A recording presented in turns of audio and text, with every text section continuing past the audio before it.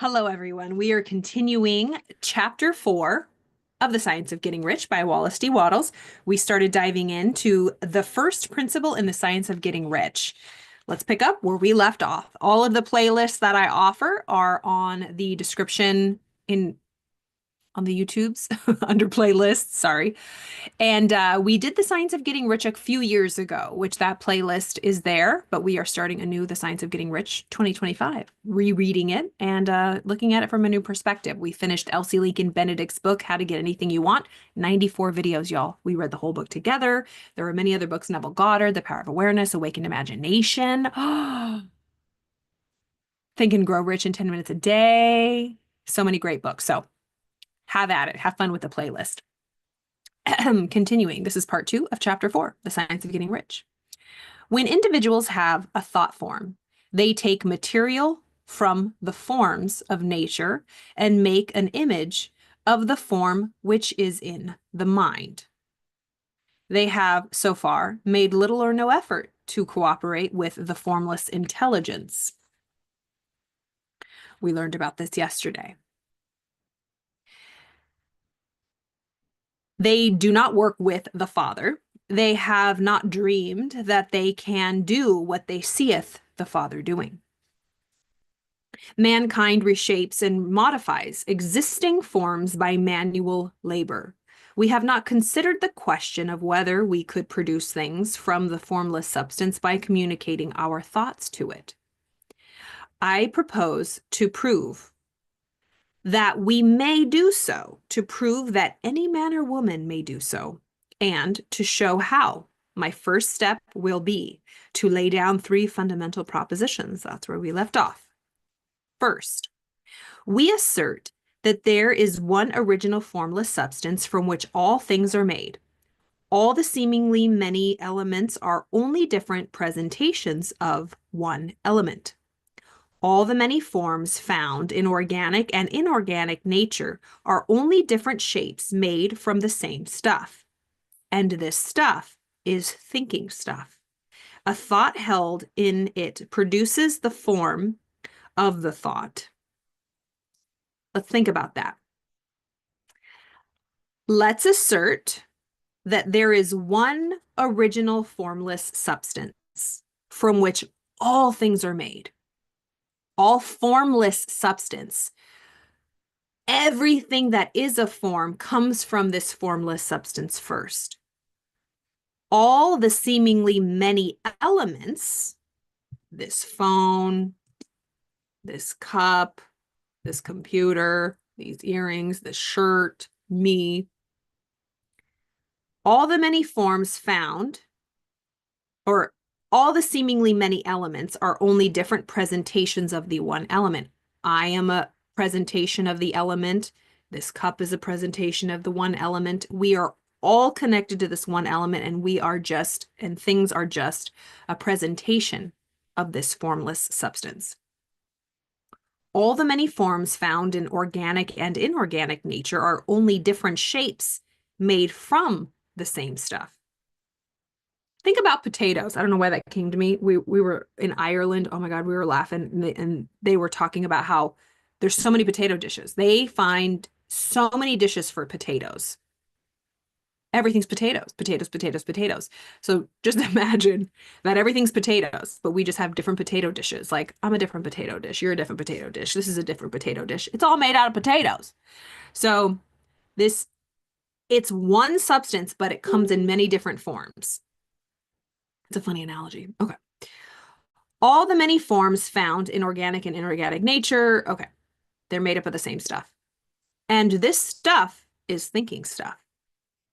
A thought held in it produces the form of the thought. So if we are going to follow this, we assert first principle. Everything that we are in, we're in a soup of thinking stuff. And any thought held in it produces the form of the thought. If we hold on to a thought long enough, it will produce into form. We see that all the time in our lives, but usually it's with negative things, because that's what thoughts we're holding on to and persisting in. thought in thinking substance produces shapes. A human being is a thinking center capable of original thought. If any one of us can communicate our thought to original thinking substance, we can cause the creation or formation of the thing we think about. To summarize this, there is a thinking stuff from which all things are made, and which, in its original state, permeates, penetrates, and fills the interspaces of the universe. A thought in this substance produces the thing it is imagined by the thought. That is imagined by the thought.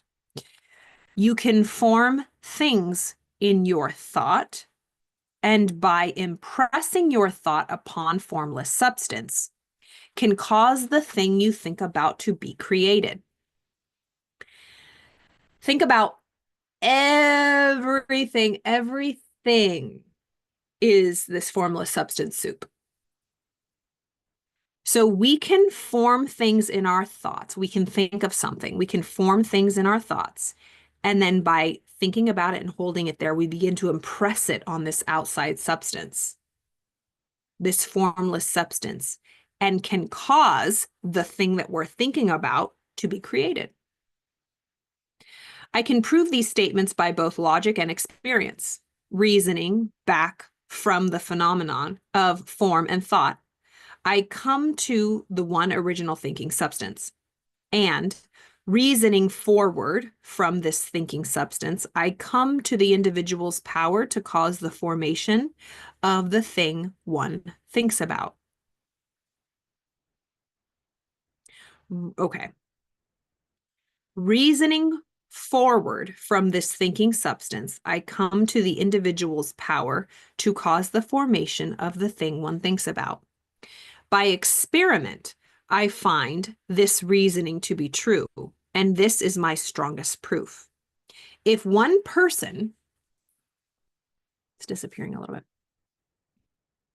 If one person who reads this book gets rich by doing what I say to do, that is evidence in support of my claim.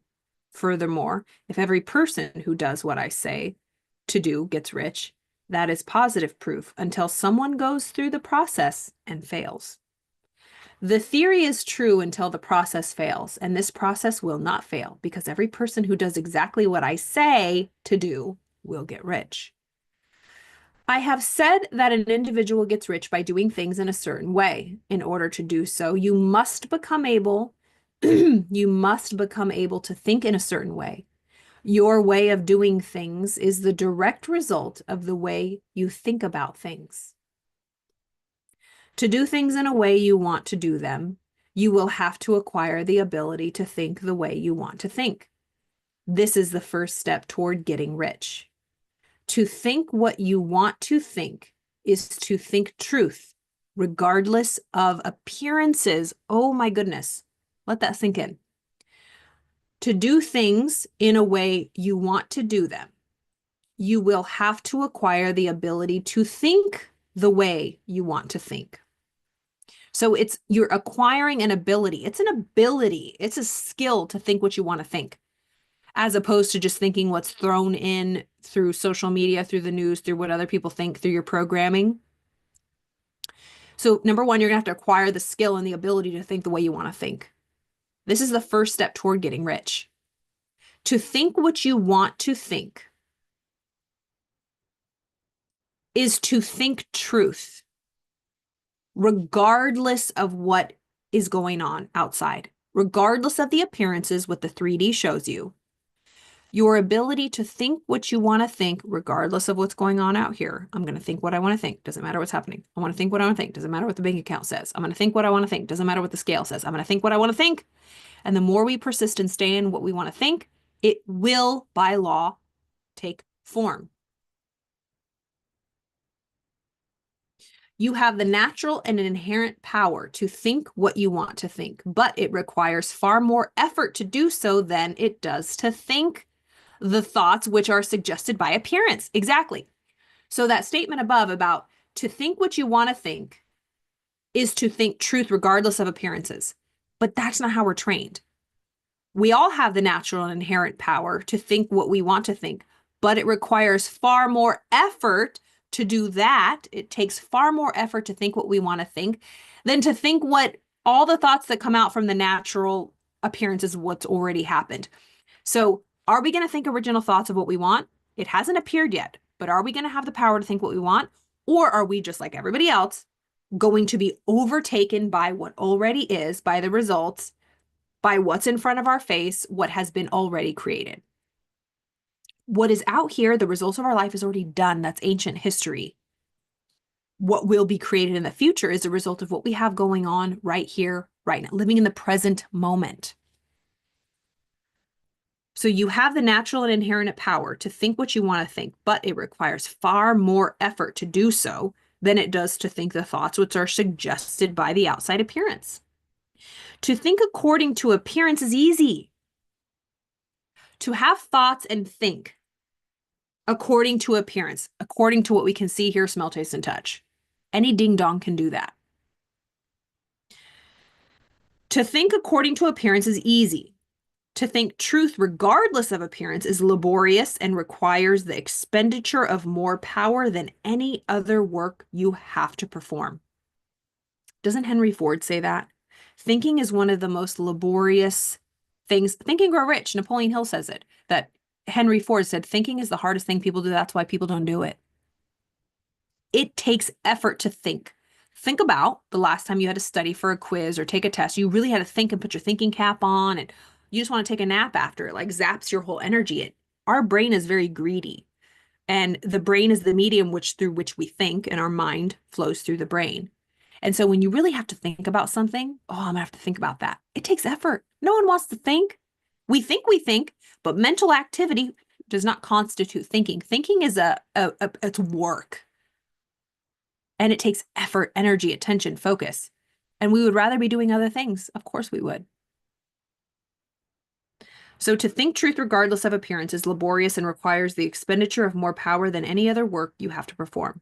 There is no labor from which most people shrink as they do from that of sustained and consecutive thought.